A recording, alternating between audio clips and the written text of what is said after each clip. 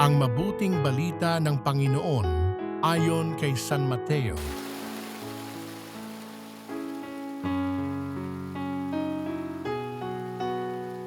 Noong panahong iyon, muling nagsalita sa mga punong saserdote at matatanda ng bayan si Jesus sa pamamagitan ng talinghaga.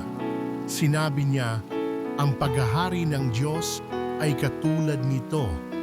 Naghandog ng isang piging ang isang hari sa kasal ng kanyang anak na lalaki.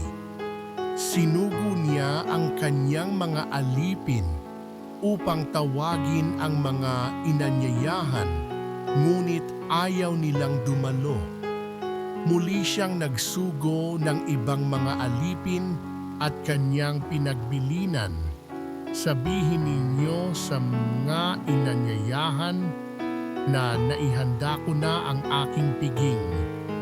Napatay na ang aking mga baka at mga pinatabang guya.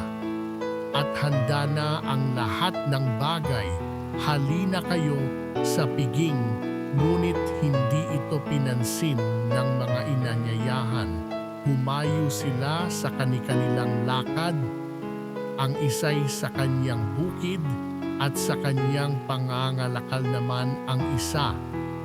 Sinunggaban naman ng iba ang mga alipin, hinamak at pinatay.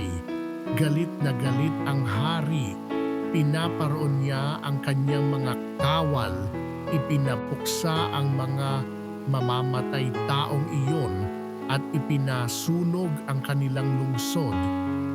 Sinabi niya sa kanyang mga alipin, nakahanda na ang piging, ngunit hindi karapat-dapat ang mga inanyayahan. Kaya't pumunta kayo sa mga lansangang matao at inyong anyayahan sa kasalan ang lahat ng makita ninyo. Lumabas nga sa mga pangunahing lansangan ang mga alipin at isinama ang lahat ng natagpuan, masasama't mabubuti, anupat na puno ng mga panauhin ang bulwagang pangkasalan. Pumasok ang hari upang tingnan ang mga panauhin at nakita niya roon ang isang taong hindi nakadamit pangkasalan. Kaibigan, bakit ka pumasok dito nang hindi nakadamit pangkasalan? Tanong niya. Hindi nakaimik ang tao. Kaya't sinabi ng hari sa mga katulong, gapusin ninyo ang kanyang kamay at paa at itapon siya sa kadiliman sa labas.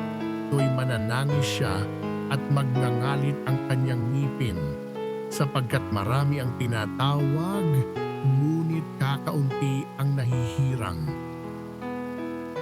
Ang mabuting balita ng Panginoon